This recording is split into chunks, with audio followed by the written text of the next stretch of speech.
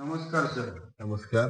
SN news मध्ये आपलं मनपूर्वक हार्दिक स्वागत आहे. तुम्ही 2 ते 3 दिवसापूर्वी राज्याचे मुख्यमंत्री देवेंद्र फडणवीस साहेब यांची मुंबई येथे भेट घेतली होती. शक्तीपीठ महामार्गाबाबत काय तुम्ही मागणी केली आहे? शक्तीपीठ महामार्गाची अलीकडच जुनी अलाइनमेंट बदलून नवी अलाइनमेंट स्वीकारली गेली. आम्ही जुन्या अलाइनमेंटवरचे बाधित शेतकरी जुन्या अलाइनमेंट प्रमाणेच शक्तीपीठ बांधला जावा ही प्रमुख मागणी घेऊन आदरणीय मुख्यमंत्री फडणवीस साहेबांच्याकडे गेलो होतो. जुन्या अलाइनमेंट मध्ये शक्तीपीठ महामार्ग व्हावा याबाबत मुख्यमंत्री साहेबांचा सकारात्मक दृष्टिकोन आहे का या सर्व प्रकल्पात? निश्चित आदरणीय मुख्यमंत्री साहेबांसोबत खूप सविस्तर चर्चा झाली. त्यांनी जुन्या अलाइनमेंटवरच्या कामाच्या प्रगतीचा अहवाल आमच्याकडून घेतला. आम्ही तो प्रांताधिकारी साहेबांचा अहवाल त्यांच्याकडे दिला. शक्तीपीठ महामार्गाच्या जुन्या अलाइनमेंटवर सुमारे 95% भूसंपादनाचं काम पूर्ण झालं होतं. गेल्या 2.5 वर्षामध्ये हे काम सुरू होतं आणि 95% भूसंपादनाचं काम पूर्ण झालेलं असताना सुद्धा नवी अलाइनमेंट स्वीकारल्यामुळे या भागातल्या शेतकऱ्यांचं गेल्या 2.5 वर्षापासून शेतातलं उत्पन्न बुडालं आणि नवीन अलाइनमेंटवर सध्या प्रचंड विरोध होताना दिसतोय. नवीन अलाइनमेंटवरच्या शेतकऱ्यांचं जमीन धारणा दरडोई जमीन धारणा कमी असल्यामुळं त्या ठिकाणचे बरेचसे शेतकरी भूमिहीन होत आहेत आणि त्यामुळं त्या शेतकऱ्यांचा जुन्या अलाइनमेंटपेक्षा नव्या अलाइनमेंटवर 10 पट विरोध होताना दिसतोय. प्रांताधिकारी कार्यालयातून जे काम झालंय त्याचा रीतसर अहवाल मुख्यमंत्री साहेबांना आमच्या या भेटी दरम्यान दिला. शेतकऱ्यांनी या जुन्या अलाइनमेंटवर आपल्या जमिनी अगोदरच देऊ केलेल्या आहेत. या जुन्या अलाइनमेंटवरचा संपूर्ण विरोध संपलेला आहे. 100% विरोध संपला आहे असं म्हटलं तर वावगं ठरणार नाही. सुरुवातीला जुन्या अलाइनमेंटवर मोबदला वाढीसाठी काही विरोध झाला होता, पण आज आम्ही 1 to 1 सगळ्या शेतकऱ्यांना भेटलो. डोअर टू डोअर सगळ्या शेतकऱ्यांच्या घरी गेलो. अगदी सोलापूर, सांगली आणि कोल्हापूर या 3ही जिल्ह्यामध्ये जुन्या अलाइनमेंटवर शक्तीपीठ महामार्गाला 0% विरोध राहिला आहे. विरोध संपलाय. विरोधाबाबत काही चुकीचे संदेश मुख्यमंत्री साहेबांच्या पर्यंत गेले होते आणि याच बाबतीत सगळी आम्ही चर्चा कालच्या भेटीमध्ये आदरणीय मुख्यमंत्री साहेबांसोबत केली. यामध्ये प्रामुख्याने जुन्या अलाइनमेंट आणि नवीन अलाइनमेंट असा 2 फरक आहे. यामध्ये कोल्हापूरचे काँग्रेसचे नेते सतीश पाटील व आमदार विश्वजित कदम यांची काय भूमिका आहे या सर्व प्रोजेक्ट बाबत? आमदार विश्वजित कदम साहेबांनाही आम्ही काल विधान भवनामध्ये भेटलो. त्यांच्याशी सविस्तर चर्चा झाली. त्यांना आम्ही सांगितलं की जुन्या अलाइनमेंटवर प्रत्यक्ष बाधित शेतकऱ्यांचा बिलकुल विरोध नाहीये आणि ही माहिती त्यांनी जेव्हा ऐकली तेव्हा ते असं म्हणाले की जर जुन्या अलाइनमेंटवर विरोध संपलाय, विरोध नाही, तर मग नवीन अलाइनमेंट हा महामार्ग कशासाठी पुढे न्यायचा. तर त्या बाबतीत ते त्यांचे सहकारी आमदार सतीश पाटील साहेब यांच्याशी बोलून घेतो असं आम्हाला त्यांनी सांगितलं. म्हणजे थोडक्यात त्यांना असं म्हणायचं होतं की जुन्या अलाइनमेंट प्रमाणे महामार्ग झाला तर तो महामार्ग पूर्ण होईल असं त्यांचं मत आलं त्या चर्चेदरम्यान. यामध्ये शेतकरी नेते राजू शेट्टी यांची सुद्धा भूमिका खूप महत्वाची आहे. त्यांनी परवा पंढरपूर तालुक्यातील करकम येथे खूप मोठा शक्तीपीठ बाधितांचा मेळावा झाला. तिथं 3 जिल्ह्यातील जवळजवळ लाखो शेतकरी त्या ठिकाणी आले होते. खूप लोकांनी विरोध केला. राजू शेट्टींची काय भूमिका असणार आहे बाबतीत जुन्या अलाइनमेंट बाबत? जुन्या अलाइनमेंट बाबत राजू शेट्टी साहेबांचा सुरुवातीला विरोध होताच. त्यानंतर नवी अलाइनमेंट आली. नव्या अलाइनमेंटवर अनेक शेतकरी त्यांच्याकडे अप्रोच झाले आणि नव्या अलाइनमेंटवर मी मगाशी सांगितल्याप्रमाणे प्रचंड म्हणजे पहिल्या अलाइनमेंट पेक्षा दुसऱ्या अलाइनमेंटला 10 पटीने विरोध झाला.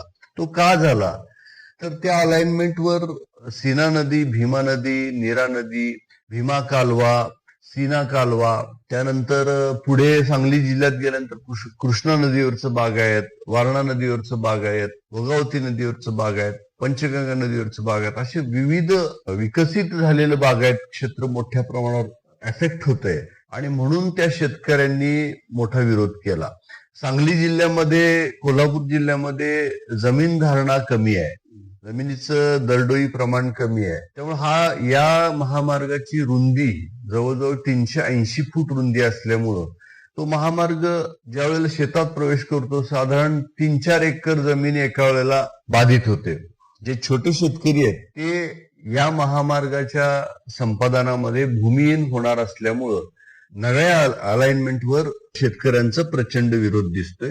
विरोधाची तीव्रता जास्त आहे. या सर्व प्रकल्पामध्ये जे जुन्या अलाइनमेंटवर जर सरकार पुन्हा आले तर त्यावेळेस पुन्हा शेतकऱ्यांचा विरोध होईल का? परवा मुख्यमंत्री साहेबांच्या भेटी दरम्यान याच विषयावर चर्चा झाली. जुन्या अलाइनमेंटवर पुन्हा एकदा आपण आलो तर शेतकरी पुन्हा विरोध करतील का, यावर आमची चर्चा झाली. तर आम्ही त्यांना खात्री देऊन सांगितलं की जुन्या अलाइनमेंटवरचा संपूर्ण विरोध 100% विरोध संपलेला आहे. कसलीही अडचण राहिलेली नाही. या अलाइनमेंटवर 95% भूसंपादनाचं काम ऑलरेडी पूर्ण झालेलं आहे. शेतकऱ्यांनी आपल्या जमिनी ऑलरेडी देऊ केलेल्या आहेत. भूसंपादनाचं काम जर 95% पूर्ण झालं असेल तर पुन्हा विरोध करायचा संबंधच येत नाही. ही बाब आम्ही मुख्यमंत्री साहेबांच्या निदर्शनास आणून दिली. त्यामुळं मुख्यमंत्री साहेबांचा चेहऱ्यावर एक स्मित हास्य आम्ही पाहिलं. पॉझिटिव्ह दृष्टिकोन त्यांचा आम्ही या जुन्या अलाइनमेंट बाबत पाहिला. फडणवीस यांची भेट घेताना तुम्ही राज्याचे जलसंपदा मंत्री, संकट मोचक म्हणून ओळखले जाणारे गिरीश महाजन साहेब हे सोबत होते. त्यांची या शक्तीपीठ महामार्गाबाबत काय भूमिका आहे, तुमची काय त्यांची चर्चा झाली आहे? निश्चित अतिशय महत्वाची भूमिका त्यांनी पार पाडली परवा आदरणीय मुख्यमंत्री साहेबांच्या चर्चेदरम्यान. पहिल्यांदा आम्ही मंत्री गिरीश महाजन साहेबांच्याकडे गेलो. त्यांना या जुन्या अलाइनमेंटवरच्या परिस्थितीची सगळी माहिती दिली. जुन्या अलाइनमेंटवरच्या सर्व शेतकऱ्यांनी आपली लेखी सहमती निवेदनाद्वारे अगोदरच मुख्यमंत्री कार्यालयात पोच केलेली आहे. या अलाइनमेंटवर 0% विरोध राहिलेला आहे, हे आम्ही त्यांच्या निदर्शनास आणून दिलं. त्यानंतर इतर बाबींची चर्चा झाली. त्यावेळेला महाजन साहेब म्हणाले की हा विषय खूप महत्वाचा आहे, आपण आदरणीय मुख्यमंत्री साहेबांबरोबर चर्चा करू. आणि ते स्वतः आम्हाला सीएम साहेबांच्याकडे घेऊन गेले आणि सीएम साहेबांच्या बरोबर आमची तिथे एक मीटिंग झाली. त्या दरम्यान सविस्तर चर्चा झाली या सगळ्याच बाबींवर. सांगली, सातारा, कोल्हापूर या जिल्ह्यातील जे लोकप्रतिनिधी, जे आमदार आहेत, जे खासदार आहेत, त्यांची याबाबत काय भूमिका आहे?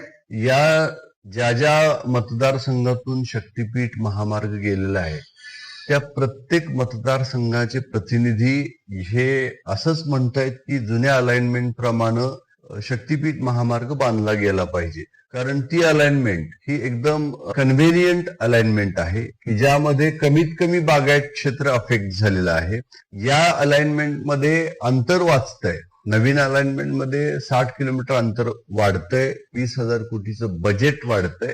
सुमारे 1.5 ते 2 तासाचा प्रवासाचा कालावधी वाढतोय. आणि गुगल सॅटेलाइट सर्वे असतो त्यानं जो सुरुवातीला सर्वे दिलेला आहे या महामार्गासाठी तो हा जुन्या अलाइनमेंट प्रमाणे दिलेला आहे आणि दॅट इज आयडियल अलाइनमेंट असं म्हटलं जातं. अधिकाऱ्यांच्या मते सुद्धा जुन्या अलाइनमेंट प्रमाणेच रस्ता व्हायला पाहिजे असं ते सगळे मत नोंदवताना दिसत आहेत. त्यामुळं या सगळ्या मतदारसंघाचे लोकप्रतिनिधी हे जुन्या अलाइनमेंट प्रमाणेच शक्तीपीठ महामार्ग बांधला गेला पाहिजे असा त्यांचा आग्रह आहे. तसं त्यांनी मुख्यमंत्री साहेबांच्या बरोबर वेळोवेळी भेटी घेऊन सांगितलेलं आहे.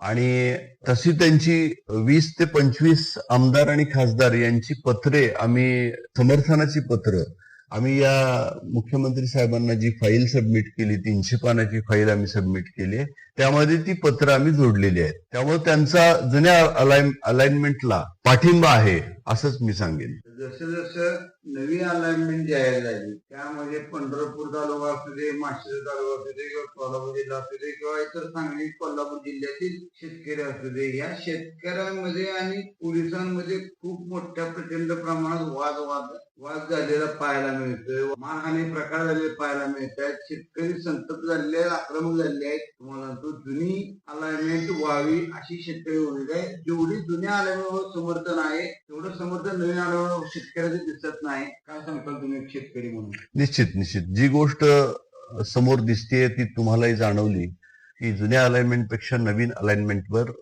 10 पटीनं विरोध दिसतोय. विरोधाची तीव्रता जास्त आहे.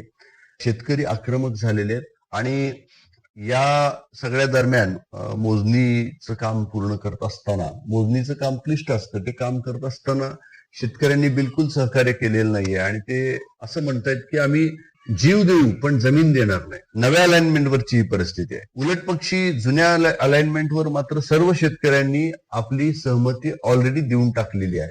त्यामुळे जुन्या अलाइनमेंटवर आदरणीय मुख्यमंत्री यांचा ड्रीम प्रोजेक्ट लवकर पूर्ण होणार याबाबत आम्हाला खात्री वाटते. हा मुख्यमंत्री साहेबांचा ड्रीम प्रोजेक्ट पूर्ण व्हावा यासाठी या भागाचे नेते आदरणीय धनंजय महाडिक साहेबांनी आवाहन केलं होतं की प्रकल्प खूप चांगला आहे, या प्रकल्पाला विरोध करू नका. त्याप्रमाणे आम्ही सर्व शेतकऱ्यांना गेली 2 वर्ष झालं कन्व्हिन्स करतोय की प्रकल्पाला विरोध करू नका आणि आम्ही त्यात यशस्वी झालोय.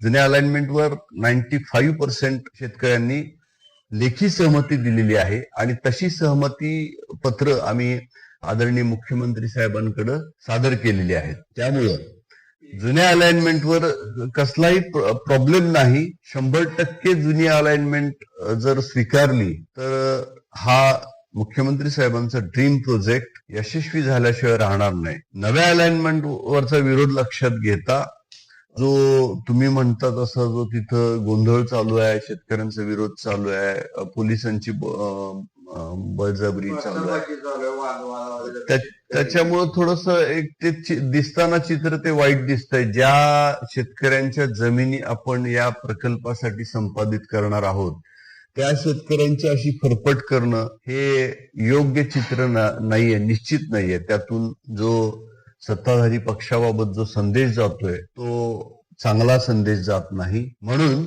नव्या अलाइनमेंटच्या तुलनेमध्ये जुनी अलाइनमेंट निश्चित सर्वार्थानं आयडियल अलाइनमेंट आहे असं सगळ्यांना वाटतंय आणि हा प्रकल्प निश्चित जुन्या अलाइनमेंटवर गेल्यावर लवकर पूर्ण होईल, तो रखडणार नाही असा विश्वास वाटतो. या संपूर्ण शक्तीपीठ महामार्गामध्ये कुठेतरी मूळ उद्देश हरवल्यागत वाटते. शक्तीपीठ महामार्ग हा पंढरपूर पासून कितीतरी किलोमीटर लांब नेला जातोय. शक्तीपीठ हा महामार्ग हा सर्व शक्तीपीठांना, सर्व देवस्थानांना जोडण्यासाठी निर्माण करण्यात महामार्ग आहे, रस्ता आहे. हा कुठे हरवतोय असं तुम्हाला वाटतंय? निश्चित तशी टीका या महामार्गावर होताना दिसते. कारण शक्तीपीठ महामार्ग असं त्याचं नाव आहे. परंतु पंढरपूरचं उदाहरण घेतलं तर पंढरपूर शहरापासून, पंढरपूर म्हणजे महाराष्ट्राचं आराध्य दैवत तीर्थक्षेत्र आहे. पंढरपूर शहरापासून हा शक्तीपीठ महामार्ग 30 किलोमीटर दूरवरून चाललाय नव्या अलाइनमेंट प्रमाणे. त्यामुळं पंढरपूरची जनता, पंढरपूरचे नागरिक, महाराष्ट्रातले वारकरी भक्त हे सगळे नाराज झालेले दिसत आहेत. मूळ उद्देश तुम्ही म्हणताय तसं निश्चित हरवलेला आहे अशी टीका होताना दिसते.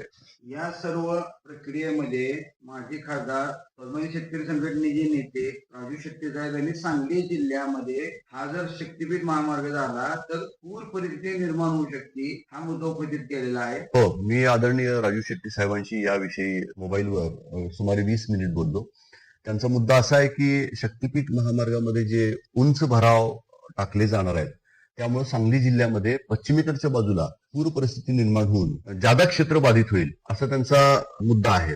पण मी त्यांना असं म्हटलं की शक्तीपीठ बांधत असताना या तुमच्या मुद्द्याला आपल्याला टेक्निकल सोल्युशन देता येईल आणि मला वाटतं MSRDC जे इंजिनिअरिंग विभाग आहे त्यांनी या मुद्द्याचा विचार करून ज्या ठिकाणी नदी क्षेत्र आहे, नदीचं खोरं आहे, त्यापासून दोन्ही बाजूला 3-3, 4-4 किलोमीटर जर कॉलम्स उभा करून त्या कॉलम आणि ओव्हरब्रिजच्या माध्यमातून तो रस्ता पुढे नेला तर पूर परिस्थिती गंभीर होऊ शकत नाही. हे टेक्निकल सोल्युशन त्यांच्या मुद्द्याला